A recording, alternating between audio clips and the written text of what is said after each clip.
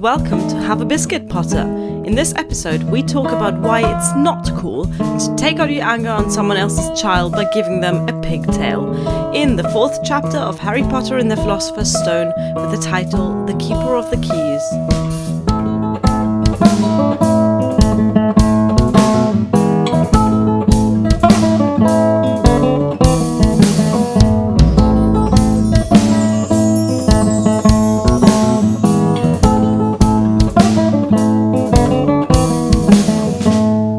This podcast contains spoilers for all of the Harry Potter series, and it might also contain some swearing. And before we get into this chapter, I just want to tell you the big news that Have a Biscuit, Potter is now available on iTunes and Stitcher. This is a really big thing for me because iTunes and Stitcher is where the majority of podcast listeners actually come across new podcasts to subscribe to. So I have one really big ask for you if you have got an Apple account or a Stitcher account, and that is to please find this podcast on there and then rate and review it. I know you hear that a lot in podcasts, but the reason is that ratings and reviews help bring the podcast to people's attention just because of how the algorithm of these apps works. It makes it more likely for other people to see the podcast. And your review doesn't have to be long at all, even if you just write a single sentence like, for example, "Great podcast, and the host's cats are particularly adorable." That will be just fine and would be very much appreciated. So please do that if you can, and also share this podcast with anyone that you think might be interested in actually listening to it. I am also still taking questions for Professor McGonagall's office hour under the hashtag AskMcGonagall on Twitter, so if there's any life problem that you want Professor McGonagall to sort out for you, just go on Twitter and use the hashtag AskMcGonagall. Now let's get to the actual chapter. Chapter 4, The Keeper of the Keys. This one is not very interesting on a reread, I have to say, but it is one of the most amazing chapters to read the first time through because we finally get answers to all of the little riddles that have been posed by the previous chapter. Even reading chapter 1 for the first time is quite confusing because we're not quite sure who these people are. Dumbledore, Professor McGonagall turning into a cat, what the big deal is with Voldemort and what the big deal is with Harry Potter. But in this chapter we finally get some answers. On a reread, when we already know these things, it's, like I said, not quite as exciting. But there are still some aspects of this chapter that I would like to pick apart, and I guess that's what this podcast is for in the first place. Hagrid is lovely because he brings Harry birthday cake. How sweet is that? So he thought about the date and that's Harry's birthday. He went and he probably made the cake himself because we know from Hagrid later in the books that he's quite a prolific, if not the most talented of bakers. So I like to think that he made the cake himself. Also, I don't really talk about the movies in these books because personally I've not seen many of them. I stopped watching after the 3rd. But something that bothers me is the wrong spelling of Happy Birthday Harry in the film, but not the book. Because really it makes Hagrid look less capable than he is. He clearly knows how to spell Happy Birthday and Harry. However, other than the lovely gesture of bringing Harry cake, Hagrid is clearly not quite up to the task of delivering this big news to Harry. He feels quite overwhelmed at having to explain Harry's whole life and identity to him. And that shows that maybe they should have, first of all, kept a closer eye on Harry. So, and by they, I mean the wizarding establishment / Albus Dumbledore.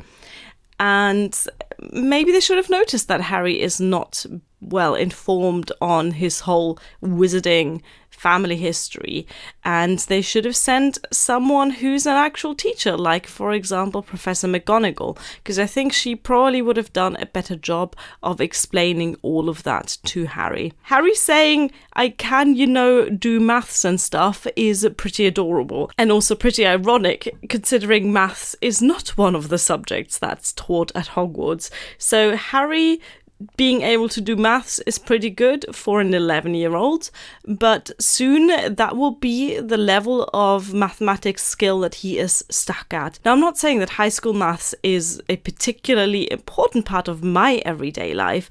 I certainly wouldn't know how to do many of the things I did in math lesson at school, but maybe Hogwarts should have a few academic subjects as well as all of the surely very important practical ones. This chapter is the first time that Harry hears about his parents, Lily and James. However, I have to be nitpicky and point out that James couldn't have been head boy, like Hagrid says, because he wasn't a prefect. We know that from Harry Potter and the Order of the Phoenix.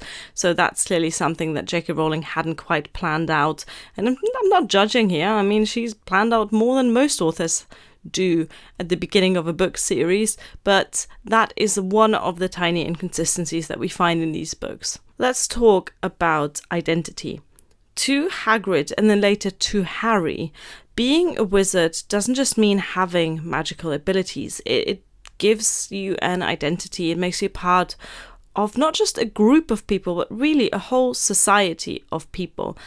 So when Hagrid says, "Harry, you're a wizard," it's meaningful to both Hagrid and Harry, and to some extent even Uncle Vernon understands the weight and meaning of that phrase, because he gets very panicky and tries to stop Hagrid from actually saying these words to Harry. So we see the wizarding condition, the wizarding kind, the wizarding genetics as a signifier of belonging to something bigger.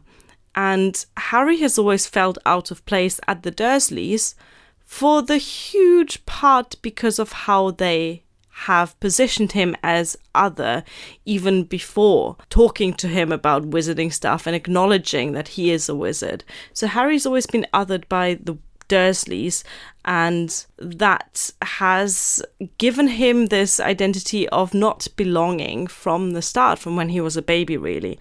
And now Hagrid shows up and tells him, yes, you do belong. You belong to this group of people who already know you and embrace you and already talk about you. And that is nice. And obviously that's a really big theme of the books, the idea of belonging, of having a family, of having a group of people that's yours.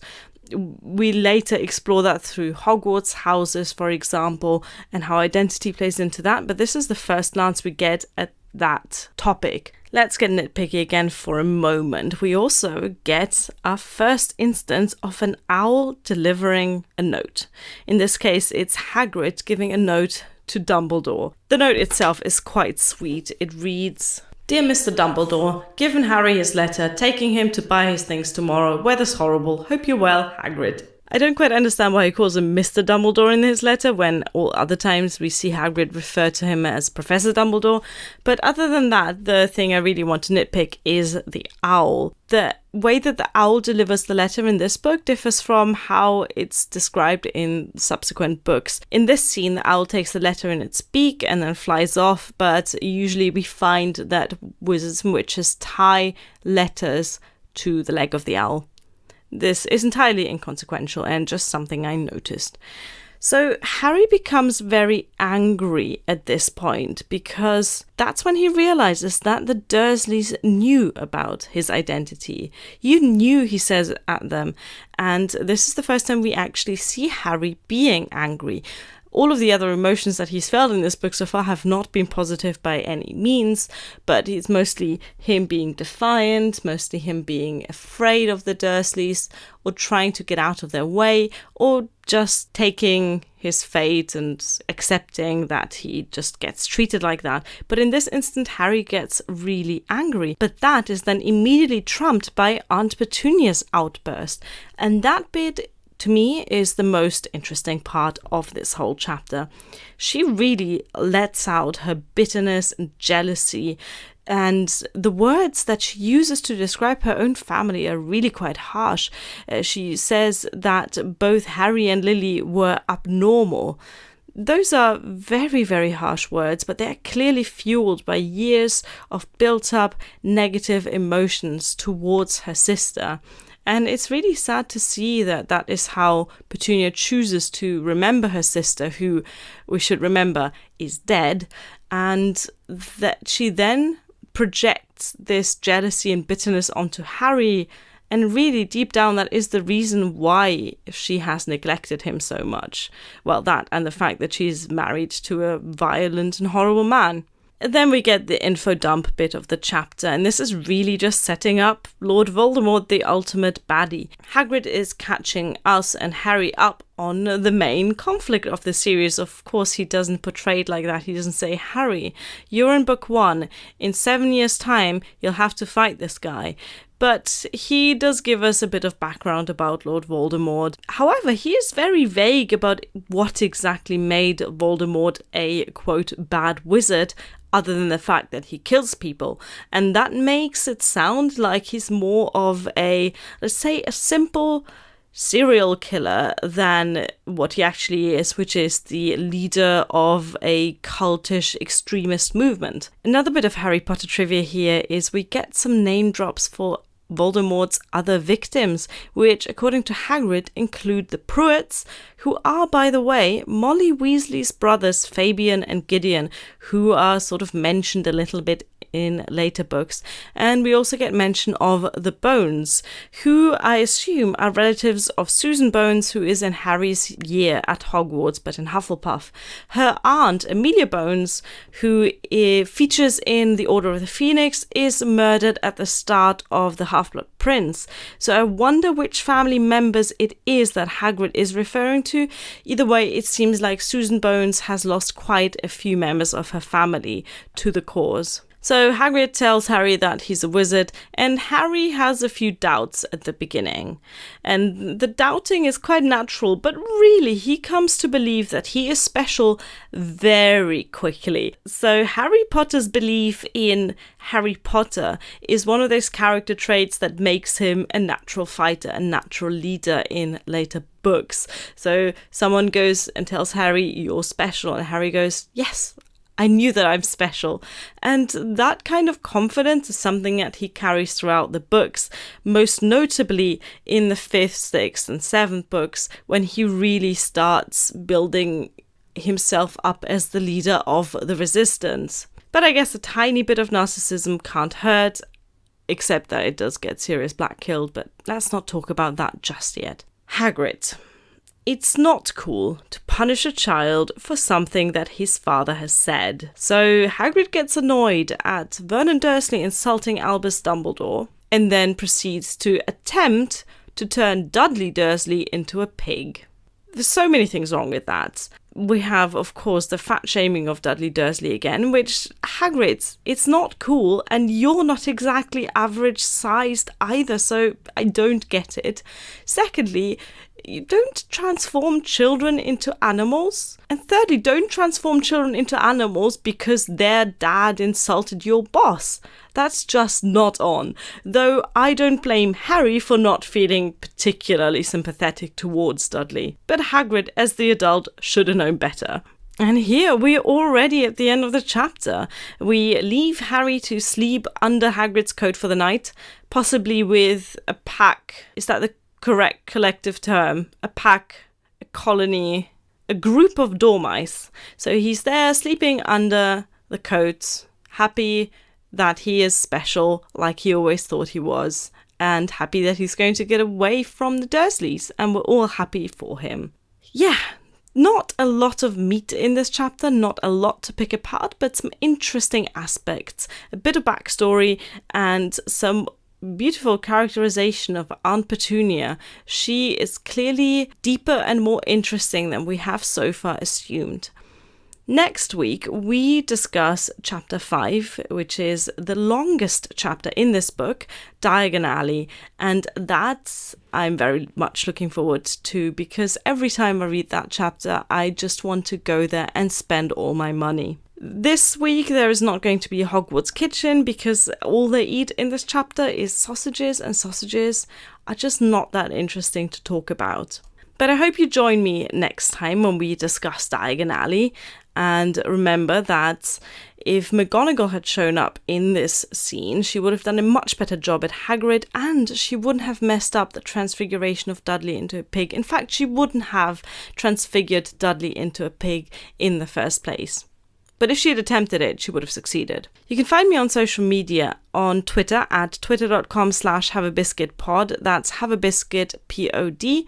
I'm also on Instagram at instagram.com/haveabiscuitpotterpodcast, though the Instagram at time of recording is still empty, but I'm sure I'll think of something soon. And I also have a WordPress, which is haveabiscuitpotterpodcast.wordpress.com. Like I said, you can now find me on Stitcher and on iTunes, so please subscribe, rate, and review. Thank you very much for listening. Goodbye. Have a Biscuit Potter was written, hosted, and produced by Claudia Falcone. The theme song was based on a tarantella by Johann Caspar Merz, and it is performed by Claudia Falcone and produced by Bill Hayes.